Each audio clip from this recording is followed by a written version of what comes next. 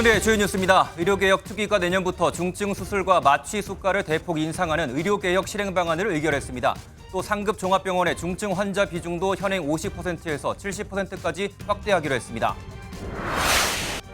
내년부터 중고등학교에서 사용될 역사 교과서의 검정 결과가 나왔습니다. 일부 교과서가 위안부 서술을 축소하고 이승만 정권 독재 언급을 제외하면서 보수 편향성 논란이 나오고 있습니다.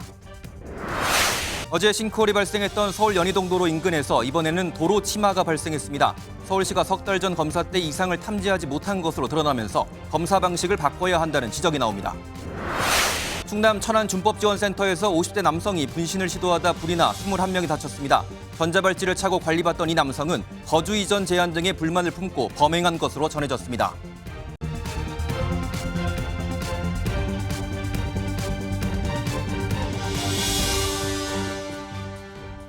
대통령직 속의 의료개혁특별위원회가 1차 실행 방안을 내놨습니다. 특위는 상급 종합병원의 구조 전환에 힘을 쏟을 예정인데요. 그동안 상급 종합병원의 경증 환자들의 쏠림 현상으로 중증 환자 치료에 집중하지 못했던 구조적인 문제를 해결해 나가기로 했습니다. 할수록 손해가 났던 의료 행위 대가도 인상하는데 3년 안에 3,000개의 수가를 조정할 계획입니다. 의정 갈등의 핵심 쟁점인 의대 정원 증원 문제와 관련해선 의료계가 참여해 대안을 제시할 경우 2026학년도에 정원에 대해 논의할 수 있다는 입장을 밝혔습니다. 전남주 기자가 첫 소식 준비했습니다. 대표적인 상급 종합병원인 서울대병원입니다. 비교적 가벼운 증상으로 병원을 찾는 사람들이 적지 않아 그동안 중증 환자들을 집중 치료하기에 한계가 있었습니다. 원래 지병이 있고 근데 요새 감기 그래가지고 앞으로 정부는 상급 종합병원의 중증 환자 비중을 더 늘려나가기로 했습니다. 현재 빅5 병원의 경우 60% 정도가 중증 환자, 40% 정도가 비중증 환자로 경증 환자의 쏠림을 막을 수 있을 것으로 보입니다. 상급 종합병원의 평균 중증 환자 비중을 현재 50%에서 70%까지 상향하고 일반 병상은 최대 15%를 줄여 중환자 중심 병원으로. 의료계가 꾸준히 요구해온 낮은 수가 문제도 대대적으로 손질합니다. 전체 건강보험 수가 9,800개를 분석해 오랜 기간 문제가 되어온 낮은 수가 구조의 불균형을 개선합니다. 3,000여 개의 저보상된 전체 의료 행위를 원가 수준으로 인상하는 수가 전면 조정안을 내년까지 마련하고 2026학년도 의대 정원 규모에 대해선 의료계가 참여해 대안을 제시할 경우 논의할 수 있다는 입장을 밝혔습니다. MBN 뉴스 전남주입니다. 한계에 다다른 응급의료, 국가유공자도 예외는 아니었습니다. 중앙보훈병원에서조차 치료를 받지 못하고 이 병원, 저 병원, 응급실을 찾아 헤매다 끝내 사망한 겁니다. 응급실 인력 공백이 심각한 가운데 추석 연휴까지 다가오면서 우려는 더욱 커지고 있습니다. 보도에 신용수 기자입니다. 지난달 중순 위장내 출혈로 응급실을 찾은 국가유공자. 하지만 소화기내과 의사가 없다는 이유로 응급실로부터 수술을 거절당했습니다.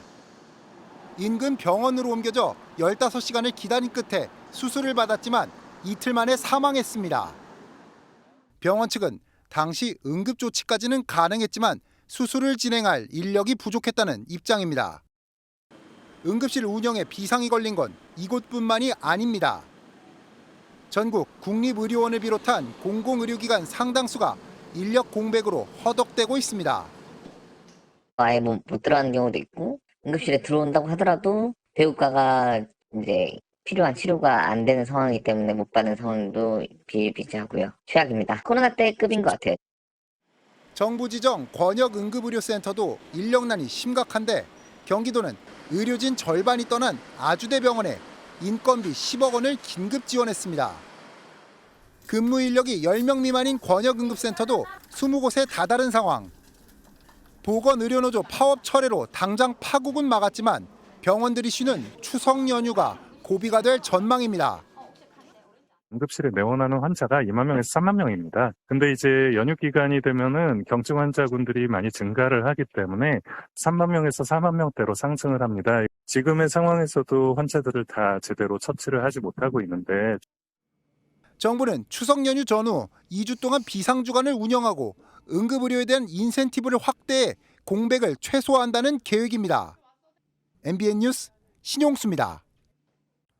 내년부터 고등학교에서 사용할 한국사 교과서가 공개됐습니다. 그런데 한 출판사에서 펴낸 교과서가 일본군 위안부를 딱 한 줄로만 설명하고 이승만 전 대통령에 대해선 다른 교과서들과 달리 독재 대신 장기 집권이라고 표현하면서 편향성 논란에 휩싸였습니다. 강세현 기자 기사를 먼저 보시고 뉴스 추적으로 자세한 내용 전해드리겠습니다. 새 교육과정이 적용되며 내년부터 고등학교에서 사용될 한국사 교과서입니다. 9정이 검정을 통과했는데 학교별로 교과서를 검토하고 나서 선택해 사용하게 됩니다. 이 가운데 논란에 휩싸인 교과서는 올해 처음으로 검정을 통과한 한국학력평가원이 만든 교과서입니다.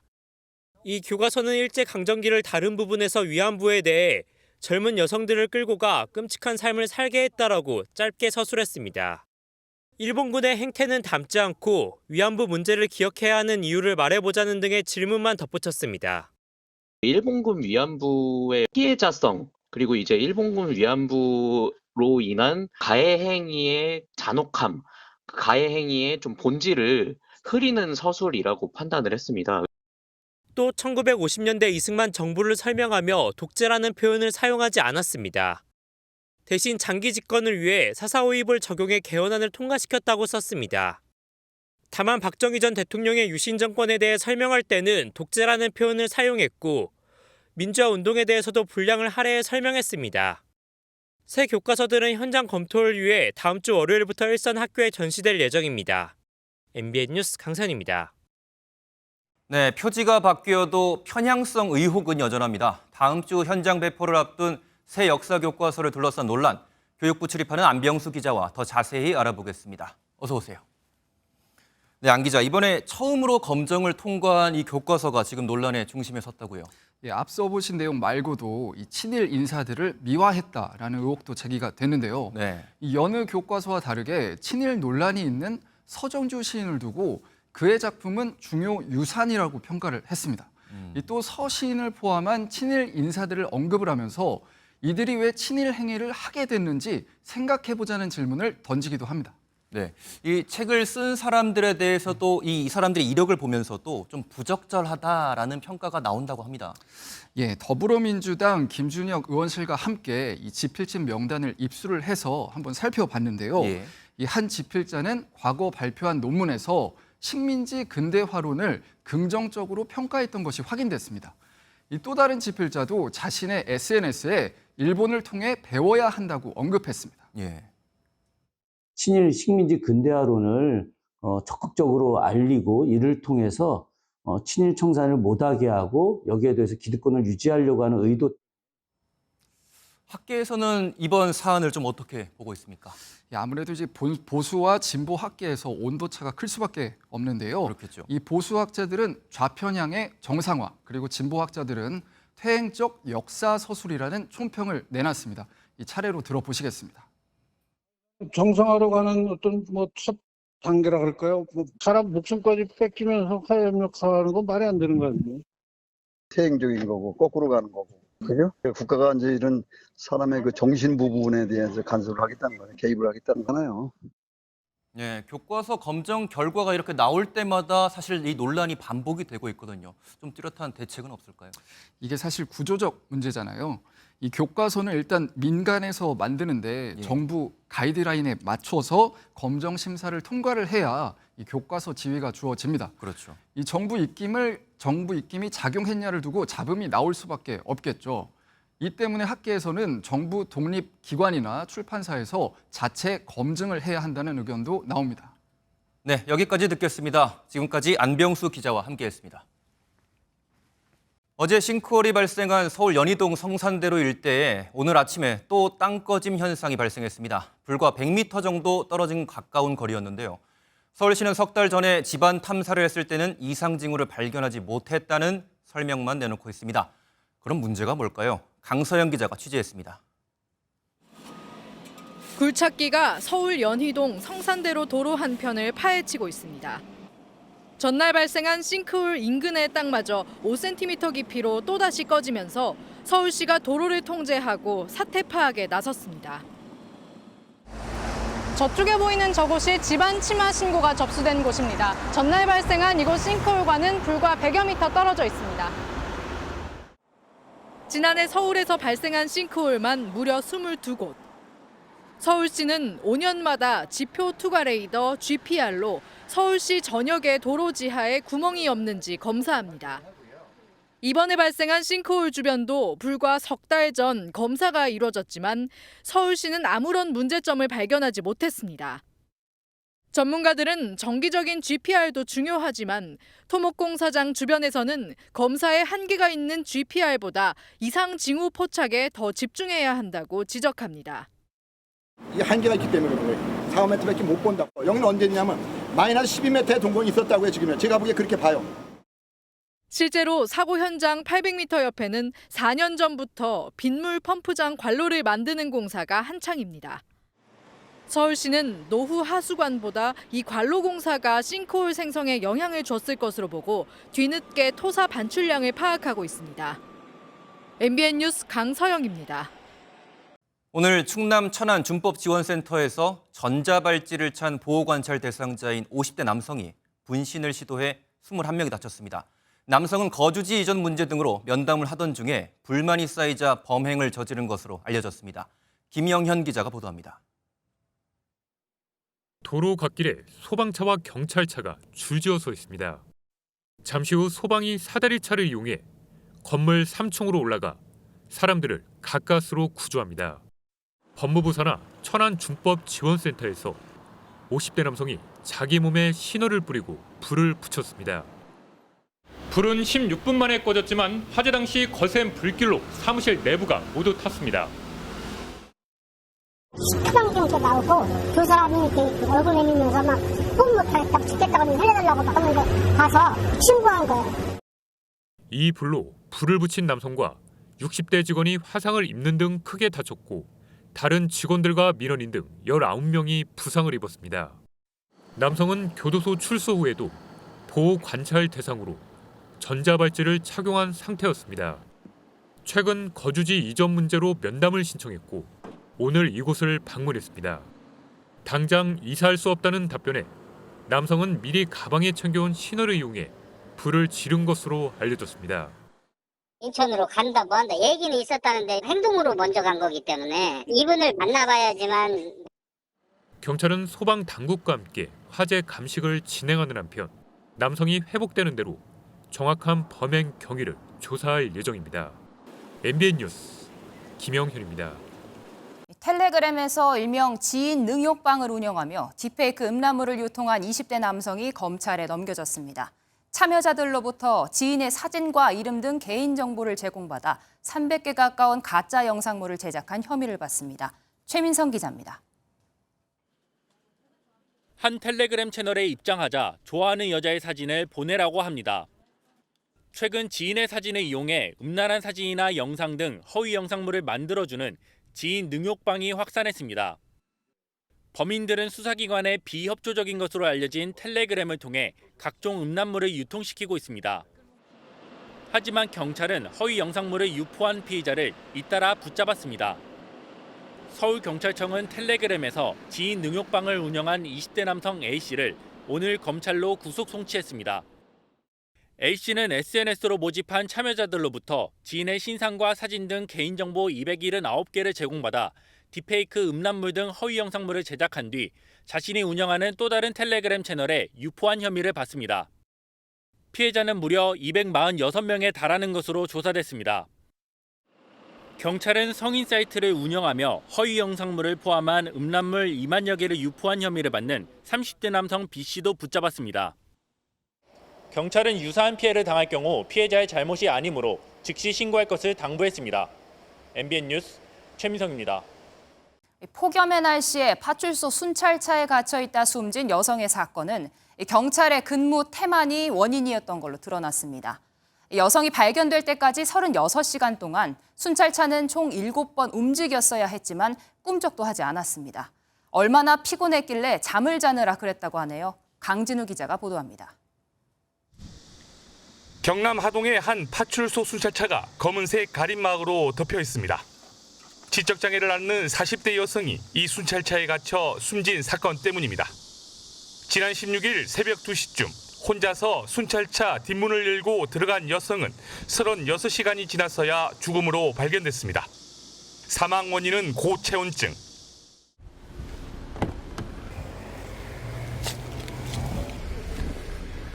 이처럼 순찰차 내부에는 문을 열 수 있는 장치도 없을 뿐더러 앞에는 가림막이 쳐져 있어 앞으로 넘어갈 수도 없습니다. 여성의 사망 시간은 차에 들어간 지 12시간이 지난 당일 오후 2시쯤으로 추정됩니다. 해당 순찰차는 이 12시간 동안 3번의 순찰 근무가 지정됐지만 차량은 단 한 번도 움직이지 않았습니다. 4명 근무자 전원이 잠을 자는 등 휴식을 취했다는 게 경찰의 설명입니다. 사망 후 시신이 발견될 때까지 모두 4번의 순찰을 더 해야 했지만 이때도 순찰차는 움직인 적이 없습니다.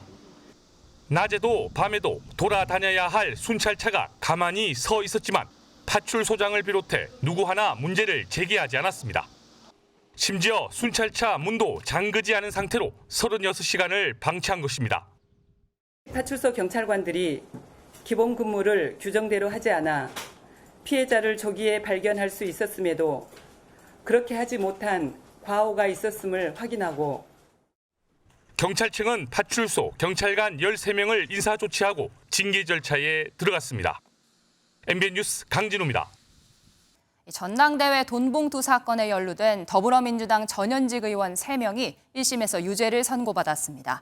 재판부가 이들의 혐의를 모두 인정함에 따라 수수 의혹을 받는 다른 의원들에 대해서도 검찰 수사가 탄력을 받게 됐습니다. 이시열 기자입니다. 지난 2021년 더불어민주당 전당대회에서 300만 원이 든 돈봉투를 받은 혐의로 재판에 넘겨진 민주당 전현직 의원들에 대한 첫 선고가 내려졌습니다. 법원은 허종식 의원에게 징역 3개월에 집행유예 1년을, 윤관석, 이성만 전 의원에게 징역 9개월에 집행유예 2년을 선고했습니다. 재판부는 돈봉투를 주는 장면을 보지 못했다는 증언이 있으나 다소 부정확하다며 돈봉투 제공과 수수가 없었다고 보기 어렵다고 밝혔습니다. 이어 민주주의의 뿌리를 흔드는 중대한 범죄 행위라고 질타했습니다. 현직인 허 의원은 징역형이 확정되면 의원직을 잃게 됩니다. 저는 돈봉투를 본 적도 없고 들어본 적도 없었습니다. 그러니까 당연히 불복할 수밖에요. 건강상의 문제로 재판에 불참한 임종성 전 의원에 대해서는 다음 달 6일에 선고가 내려질 예정입니다. 돈봉투 수수 의혹 의원들에 대한 첫 유죄 판결이 나오면서 수수자가 최대 20명에 이를 것으로 의심하고 있는 검찰 수사에도 탄력이 붙을 전망입니다. 수사팀은 최근 수수 의심을 받는 7명에 대해 출석 통보를 했지만 대부분 불응하고 있습니다. MBN 뉴스 이시열입니다. 법정 안에서 재판을 지켜보다가 피고인에게 흉기를 휘두른 남성이 오늘 구속됐습니다. 이 남성이 휘두른 흉기는 금속 재질이었는데 법원의 보안 검색대를 그대로 통과했습니다. 허술한 보안 체계에 비판이 잇따르자 법원 행정처가 대책 마련에 나섰습니다. 손성민 기자입니다. 남색 모자와 검은색 마스크로 얼굴을 가린 남성이 호송차에서 내립니다. 1조 원대 가상자산 출금 중단 혐의로 재판받던 하루인베스트 대표 이모 씨에게 법정에서 흉기를 휘두른 50대 남성 A 씨입니다. 피고인 손해본 게 억울해서 범행하신 건가요? 피해 금액 얼마나 되나요? 피해자에게 하실 말씀 없으십니까? A 씨는 가상자산 출금 중단에 따른 손해에 대한 불만으로 범행을 저지른 것으로 알려졌습니다. 법원은 피의자가 도망할 염려가 있다며 구속영장을 발부했습니다. A 씨가 사용한 흉기는 금속성 재질로 파악됐는데 흉기가 법정 안으로 아무런 제지 없이 반입된 것으로 확인되면서 법원 보안 시스템도 도마 위에 올랐습니다. 법원 행정처장은 비판이 잇따르자 전국적으로 청사 보안을 강화하라는 지시를 내리고 남부지법을 직접 방문했습니다. 법정마저 안전하지 못한 사회는 결코 안전 사회가 아니라고 생각합니다. 서울 남부지법은 흉기 반입 경위를 조사하고 있다며 법정 내 투명 가림막 설치 등을 검토 중이라고 밝혔습니다. MBN 뉴스 손성민입니다. 어도어에서 일방적으로 해임됐다며 반발하고 있는 민희진 전 대표가 이번엔 계약 기간을 두고 회사와 부딪혔습니다.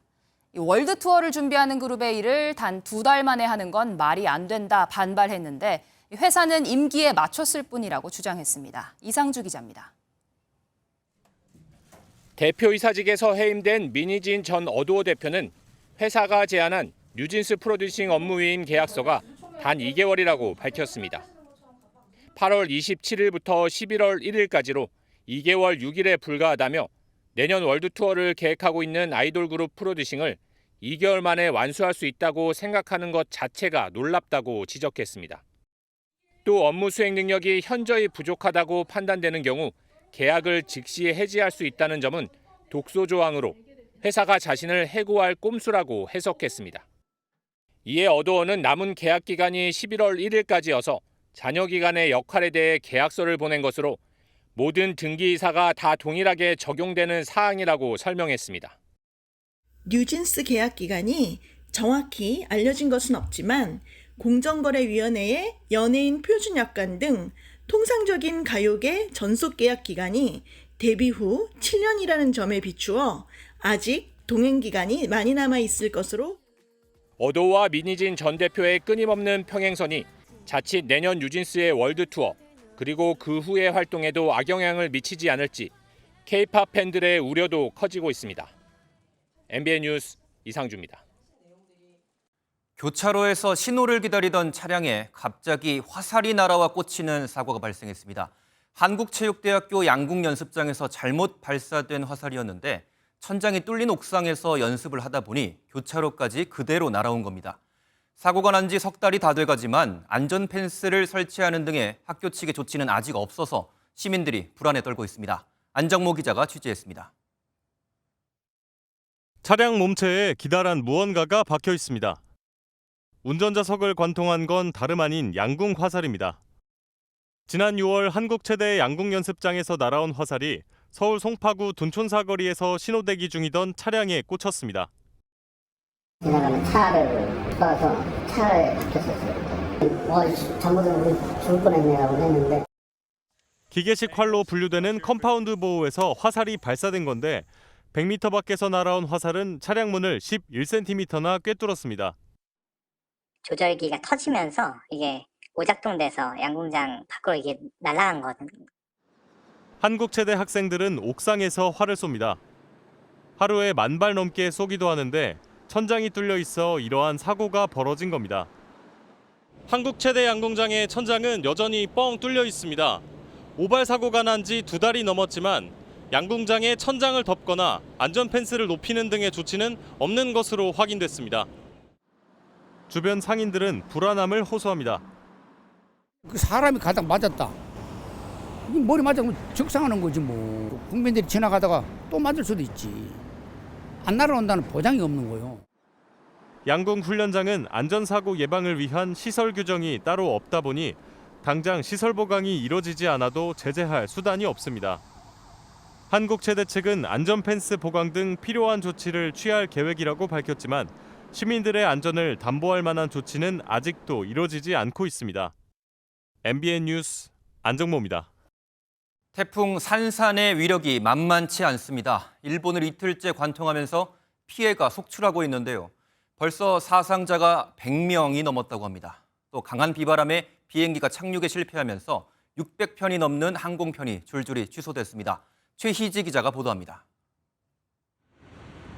여객기가 좌우로 흔들리며 중심을 잡지 못합니다.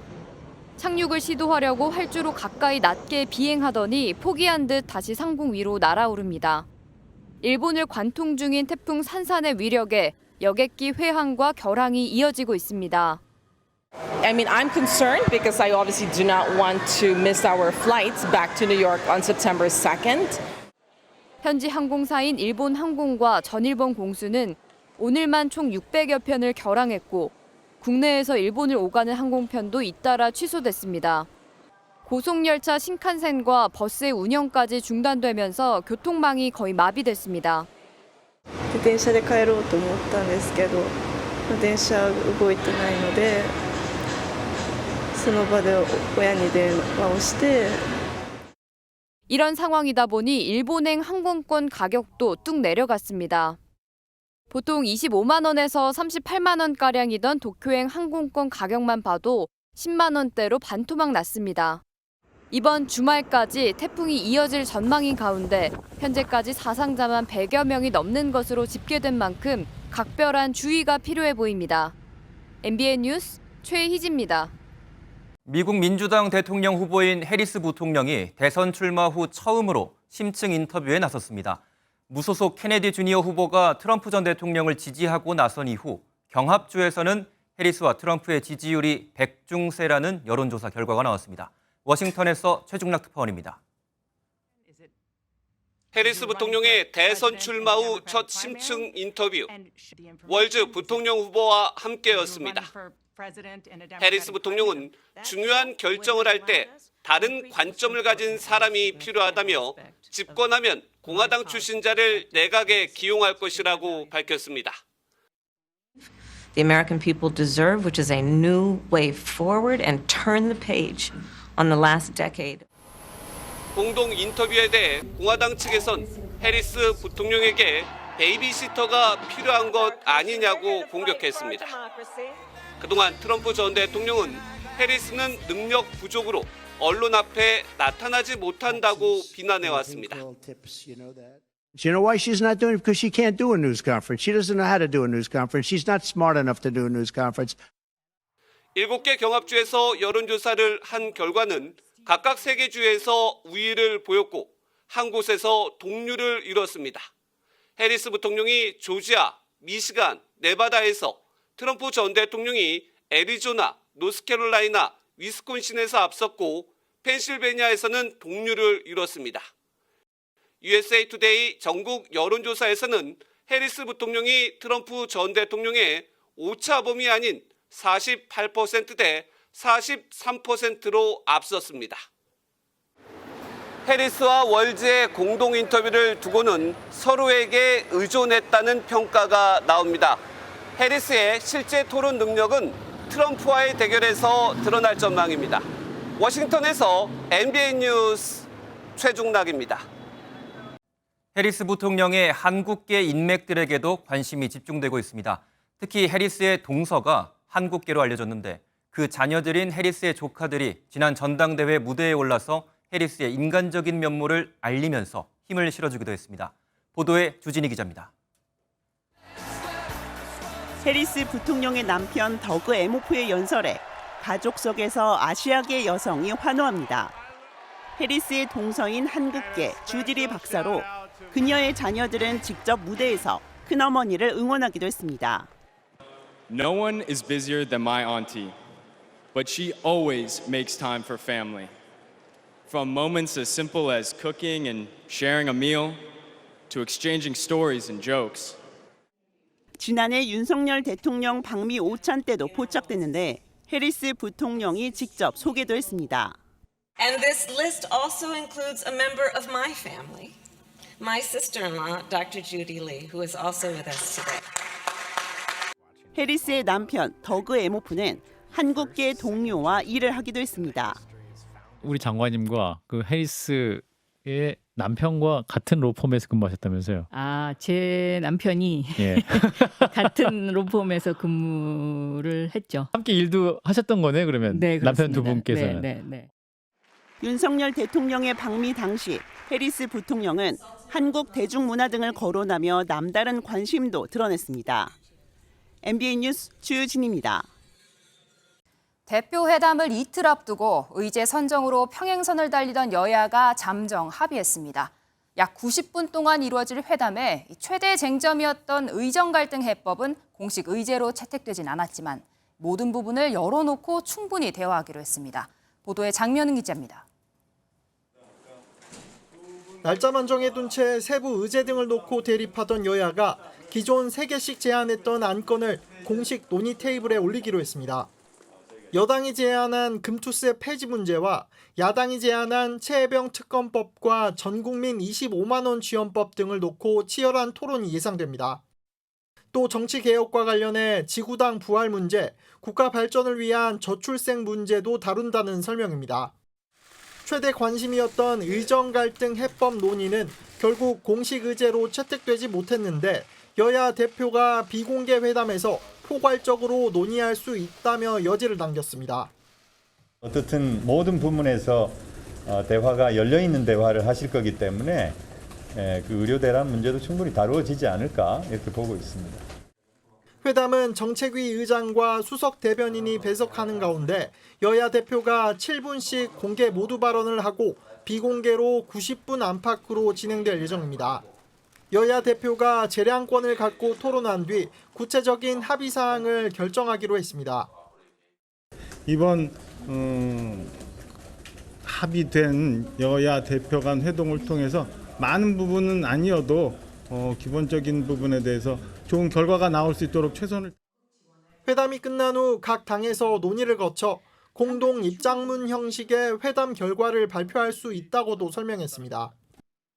또 회담의 후속 조치를 논의하는 대책기구 설치도 검토하겠다고 밝혀 모처럼 여야의 협치가 이어질지 주목됩니다. MBN 뉴스 장명훈입니다.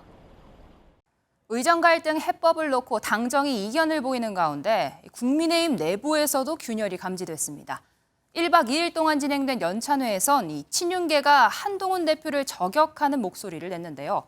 현실적으로 대통령이 더 강하다라는 지적에 한 대표는 민심을 반영하라고 63%가 날 지지한 것이라며 물러서지 않았습니다. 유호정 기자가 보도합니다. 연찬회 강연자로 나선 원조윤핵관 권성동 의원은 대통령 따로 당 따로 가선 안 된다며 사실상 한동훈 대표를 직격했습니다.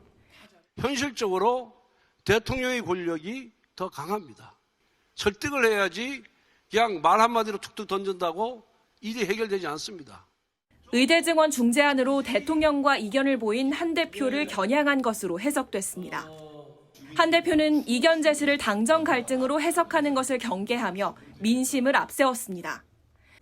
민심이 다른 내용들이 많을 경우에는 그걸 반영하기 위해서 노력하는 게 집권 여당 대표의 임무입니다. 그러라고 63%가 저를 지지해 주신 것 아닌가? 취임 후 2년 연속 연찬회를 찾았던 윤석열 대통령은 이번에만 오지 않았고 한 대표는 정부 측 의료개혁 설명 자리에 불참했습니다. 의정 갈등을 둘러싸고 당 내부에서도 다수의 친윤계와 소수의 친한계 사이 불협화음이 감지되고 있습니다. 개혁 의지와 국민 건강을 각각 앞세운 당정 갈등이 장기화할 가능성이 높은 가운데 관건은 여론의 향방이 될 전망입니다. MBN 뉴스 유호정입니다. 오고 가는 언제 매일 여의도는 전쟁 중 Talk to me. 네, 정치톡톡 시간입니다. 국회팀 정태훈 기자 나와 있습니다. 안녕하세요.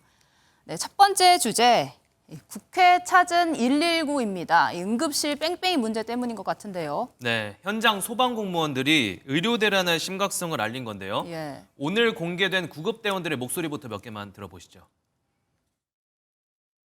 소방서 구급대원입니다. 환자 문의를 드리려고요. 지금. 네, 그 병상이 다 있다고 돼 있어가지고. 저기 사람 많아요, 지금. 그 근처 다른 병원도 있지 않나요? 가까운 데 빨리 가셔야 될 것 같아요. 그러니까 저도 가고 싶어서 가는 게 아니라 지금 일단 다 주변이 안 돼서 알아보고 있는 중이에요.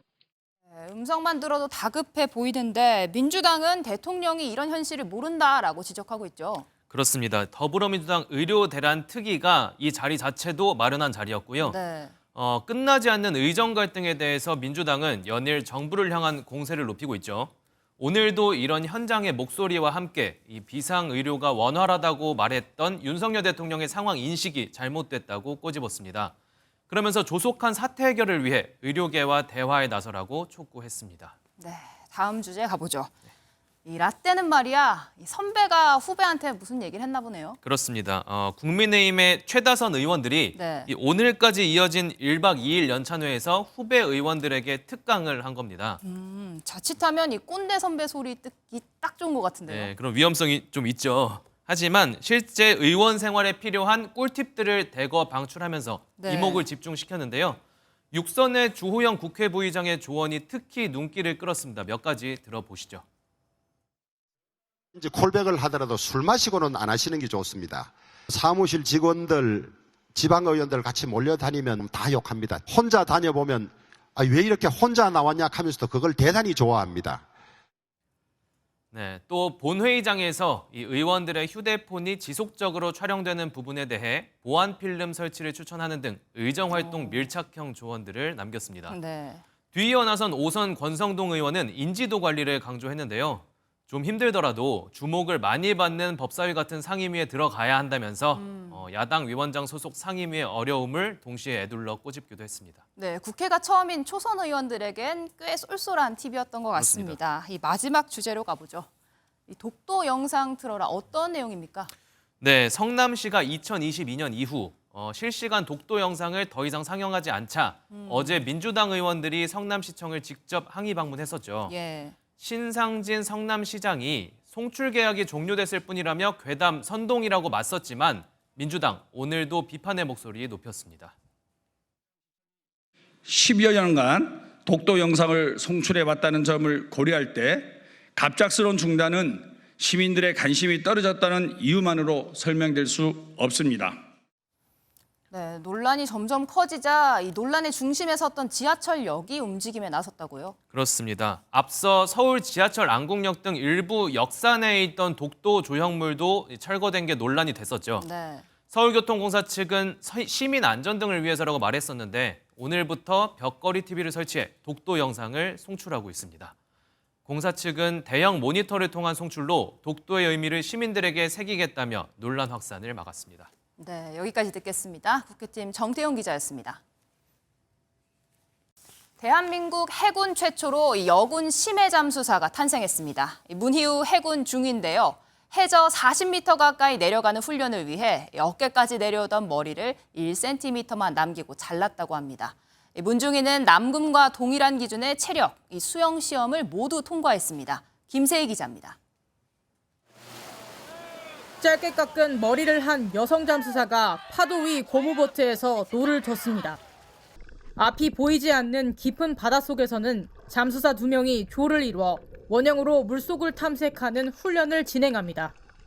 우리나라 해군 최초 여군 심해 잠수사가 된 문희우 해군 중위입니다.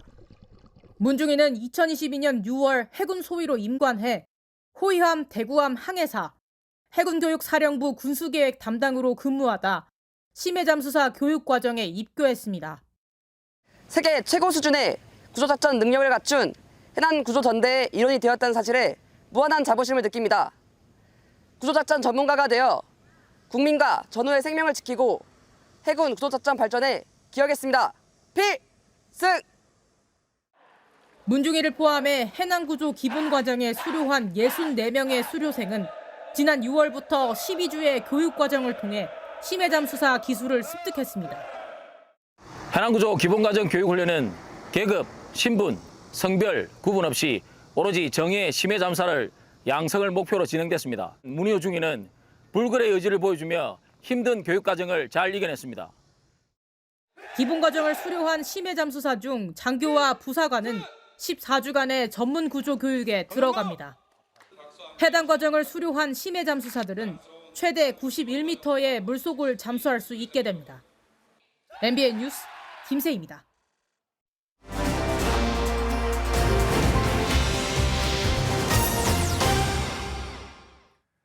북한 사회를 엿보는 평양 돋보기 시간입니다. 김정은 국무위원장의 때 아닌 말사랑이 또 한 번 국제사회의 주목을 받고 있다고 하는데요. 외교안보팀 강재묵 기자와 자세한 얘기 나눠보겠습니다. 어서 오세요. 네, 강 기자. 이 자동차도 아니고 말입니다. 예, 김정은 국무위원장이 엉뚱한 쇼핑에 나섰다는 얘기가 있는데 어떻게 된 일이죠? 김일성, 또 김정일, 김정은으로 이어지는 이른바 백두혈통 위상을 높이기 위한 행보에 다시금 시동을 건 모습입니다. 최근 러시아에서 고가의 말 24마리를 구매한 것으로 알려졌는데요. 김정은 에마라고도 불리는 해당 러시아산 말은 높게는 15만 달러 이상까지 거래되는 품종으로 알려져 있습니다. 예. 우리 돈으로는 2억 원에 달하는 큰 금액이죠. 그렇죠. 불과 1년 9개월 전 51마리를 구매한 데 이어 또다시 에마 쇼핑에 나선 모습입니다. 네, 그런데 최근까지도 저희가 이 북한의 수해 피해 상황을 시청자분들께 전해드리고 있지 않습니까? 근데 이렇게 국가 재난 상황이라고 할 수 있는데 김 위원장이 왜 유독 말에 집중하는 겁니까? 북한에서 백마는 백두혈통의 상징으로 여겨집니다. 중요한 일정이나 위기가 있을 때면 어김없이 백두산에서 백마를 타는 모습을 과시하곤 했었는데요. 저희가 영상으로 준비했습니다.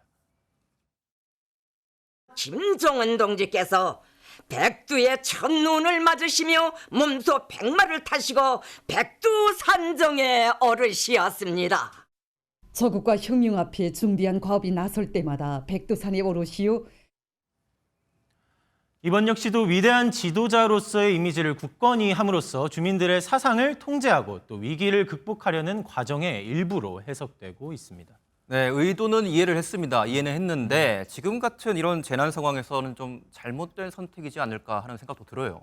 맞습니다. 수해 피해가 발생한 지 벌써 한 달 가까운 시간이 지났음에도 그렇죠. 여전히 피해 복구 상황에는 큰 진전이 없는 것으로 알려졌습니다. 예. 수해민을 달래주는 애민 지도자의 이미지를 연일 추구했지만 위대한 수령 또한 놓칠 수 없는 과정에서 엇박자가 생길 것이란 분석이 나옵니다. 아하.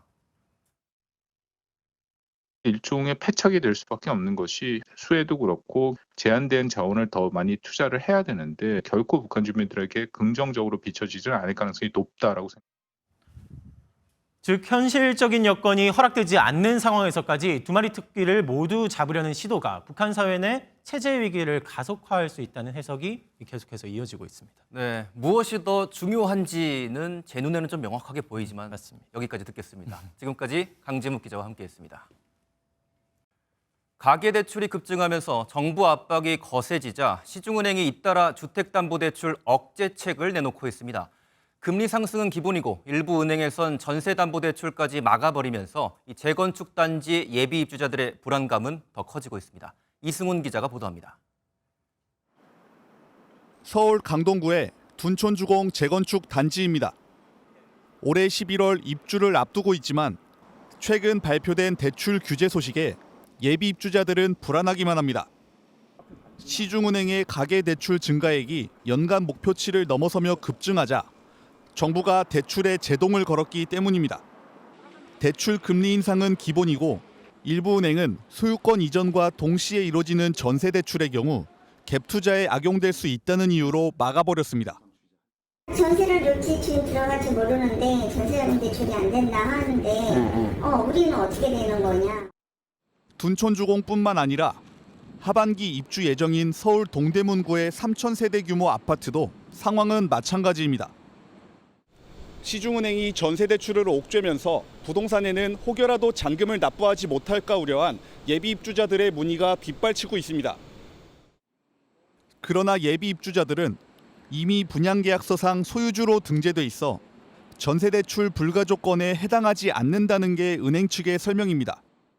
분양을 받은 고객들이 잔금을 치르고 그다음에 소유권을 이전하는 경우는 그 조건부로 보지 않고 전세대출도 정상적으로 취급할 예정입니다.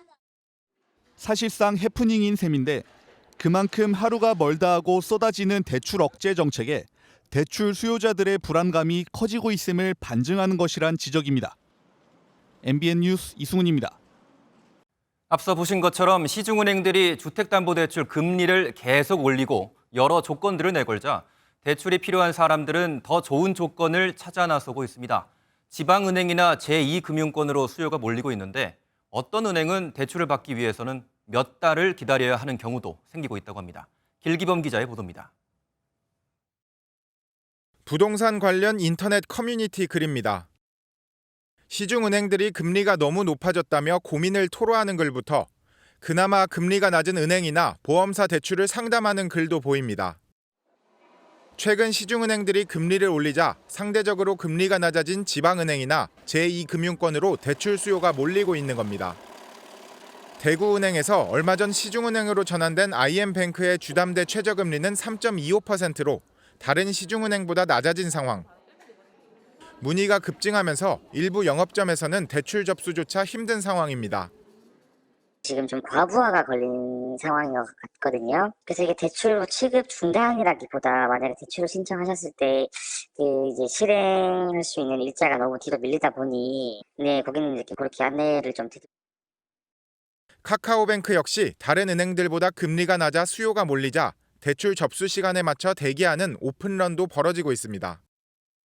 이 때문에 최근엔 금리 인상까지 단행했습니다. 보험사 대출에도 관심이 쏠리면서 대출 비교 플랫폼 업체에서 제2금융권 주담대를 조회한 고객도 급증한 것으로 나타났습니다. 지금 한 달 텀으로 10,000건 이상 늘어나고 있는데 이건 확실히 저희가 추세상 봤을 때 좀 이례적인 일이라고 볼 수 있습니다. 은행에서 대출 내주지 않으면서 일어나는 풍선 효과로 볼 수 있습니다. 하지만 대형사를 시작으로 보험사들도 금리 인상에 나서고 있어 실수요자들의 손발은 더욱 묶일 전망입니다. MBN 뉴스 길기범입니다.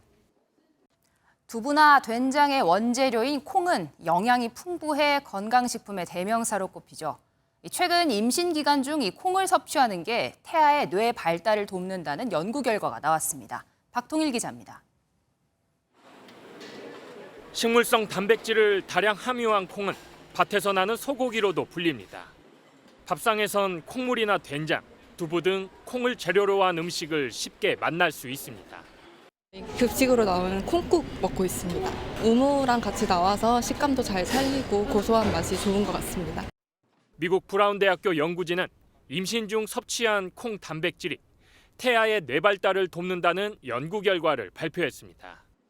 특히 임신 중 알코올 노출에 따른 태아 알코올 증후군에서 콩 단백질 섭취는 유의미한 효과를 나타냈습니다. 알코올에 노출된 태아쥐는 성장이 억제되면서 우유 단백질인 카제인을 섭취하더라도 정상쥐보다 눈에 띄게 작습니다.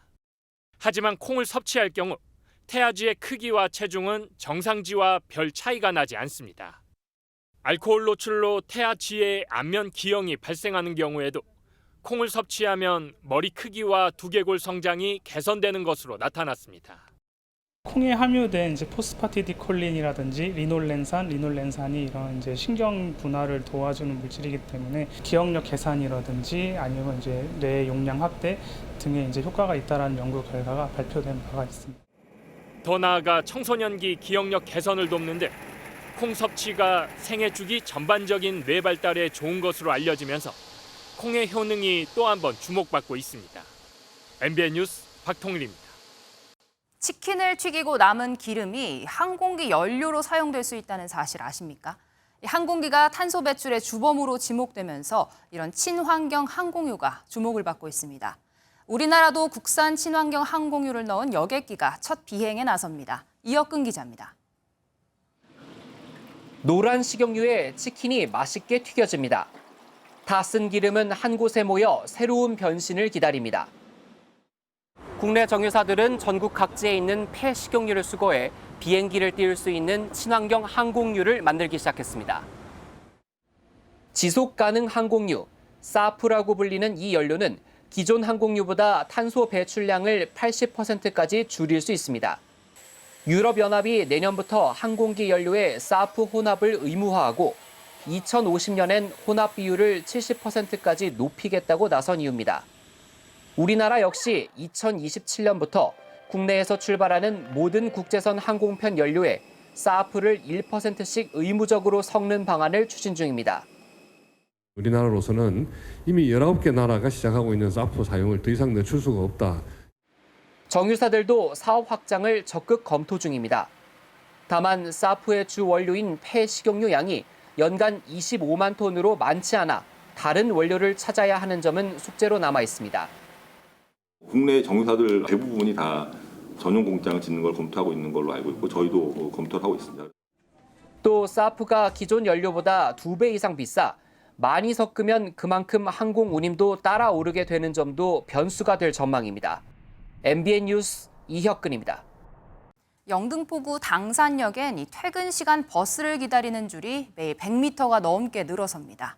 퇴근길엔 단 5분, 10분이라도 빨리 집에 도착하고 싶은 마음이 굴뚝 같죠. 서울시가 통행 시간을 단축시키기 위해 광역버스 전용 환승센터를 만들어 내일부터 운행에 들어갑니다. 이서영 기자가 미리 다녀왔습니다. 사람들이 지하철역 계단 위까지 빽빽하게 줄지어 서 있습니다. 퇴근길 당산역에서 버스를 기다리는 승객들의 모습입니다. 45개 버스 노선까지 몰려있다 보니 매일 통근 전쟁이 벌어집니다. 서울시가 당산역 바로 아래에 광역버스만 정차 가능한 광역 환승센터를 개통했습니다. 당산 이 지하철도 많이 이용을 하는데 하고 광역버스도 같이 이용하는데 이게 세 가지가 같이 몰려 있다 보니까 엄청 복잡하고 타기도 힘들고 그랬는데 광역버스가 시내로 진입하지 않아도 돼 김포와 인천을 오가는 출퇴근 시간도 줄어듭니다. 기존 광역버스들은 노들로를 타고 들어와야 해 정체가 심했지만 환승센터가 개통되면서는 올림픽대로를 타면 돼 출퇴근 시간이 10분 이상 단축됩니다. 버스에서 내리면 곧바로 지하철역과 연결됩니다.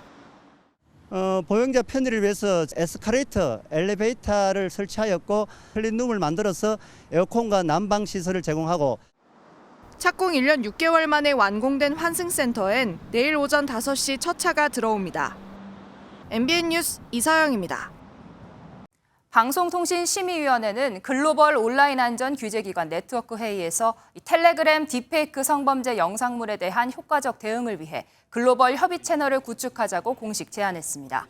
이에 호주 등 주요국들도 개별 국가 차원 대응에 한계가 있음을 지적하고 방심위가 제안한 글로벌 공동대응 필요성에 적극 동의했습니다. 회원 기관들은 다음 달 24일 예정된 고위급 회의에서 이 문제를 공식 의제로 채택해 집중 논의하기로 의견을 모았습니다. 축구선수 손흥민의 아버지 손훈정 감독이 운영하는 유소년 축구클럽에서 발생한 아동학대 혐의 사건에 대해 검찰이 오늘 손 감독과 코치 등 3명을 약식 기소했습니다. 춘천지검은 아동학대 치료 프로그램 이수 명령도 전달했고 벌금 액수는 공개하지 않았습니다. 스포츠 뉴스입니다. 아마추어 메이저 최등급의 매경 아마추어 골프 선수권 대회에서 김민수와 정민서가 남녀부 우승을 차지했습니다. 프로대회 못지않은 명승부의 현장에 신영빈 기자가 다녀왔습니다. 김민수가 마지막 홀에서 우승을 확정하는 순간 동료들의 얼음물이 양동이째 쏟아지고 가족들은 포옹으로 기쁨을 나눕니다. 김민수는 대회 2연패를 노리던 절친한 동생 안성현과 마지막 라운드까지 치열한 혈투를 벌인 끝에 한타 차로 이번 대회 최고의 자리에 올랐습니다. 물도 시원했는데 마음도 시원해지더라고요. 후배 애들이 저는 김민수 선수가 되고 싶어하는 롤모델 선수가 되고 싶어요. 남자부에서 끝까지 피를 말리는 용쟁 호투가 이어졌다면 여자부에선 1라운드부터 최종 라운드까지 1위로 대회를 마치는 와이어 투 와이어 압도적 우승이 나왔습니다. 흔들리지 않는 편안한 샷 감각으로 1라운드부터 4라운드까지 한 번도 선두 자리를 놓치지 않은 정민서. 생업으로 경기를 보러 오지 못한 어머니와 대회 기간 생일을 맞은 동생에게 우승 트로피를 선물했습니다. 이렇게 큰 대회에서 와이어 투 와이어로 계속 선두를 달리고 있었는데 우승을 할 수 있어서 너무 기쁜 것 같고요. 엄마, 나 우승했어. 이준아, 생일 축하해. 우승자 김민수와 정민서에겐 선배 프로골퍼들과 맞붙을 수 있는 자격이 주어진 가운데 최고의 아마추어 골퍼를 가리는 대회 기간 내내 선수들은 프로 뺨치는 실력을 자랑했습니다. 김민수와 안성현은 310야드를 넘는 장타력을 선보였고 여자 선수들도 올 시즌 KLPGA 투어 평균을 상회하는 드라이브 거리를 기록하며 프로 선수들을 위협했습니다. 최등급의 매경 아마추어 골프 선수권 대회는 올해도 한국 골프의 밝은 미래를 예고하며 대장정을 마쳤습니다. MBN 뉴스 신영빈입니다. 서늘한 동풍이 불어들고 있습니다. 때문에 강원 영동과 경북 동해안으로는 폭염특보가 해제된 곳이 많지만 이 동풍이 태백산맥을 넘으면서 뜨거워져 서쪽 지역을 중심으로는 폭염특보가 계속되는 가운데 오는 주말에도 막바지 더위가 이어지겠습니다. 내일 서울의 한낮 기온이 33도까지 올라서 불볕더위가 이어지겠고요. 강원 영동 지역에는 5mm 정도의 비가 조금 내리겠습니다. 또 내일 새벽부터 아침 사이 전국 내륙 곳곳으로는 가시거리 200m 미만의 매우 짙은 안개가 끼겠습니다. 내일 전국 하늘 대체로 맑게 드러나겠습니다. 중부지방 낮 기온은 서울이 33도, 대전은 34도까지 오르겠습니다. 남부지방도 전주와 대구, 창원이 34도까지 올라서 오늘만큼이나 무덥겠습니다. 다음 주 월요일에는 수도권과 강원도에 비가 내리겠고요. 이 비가 내린 뒤 기온은 차츰 낮아질 전망입니다. 내셨습니다.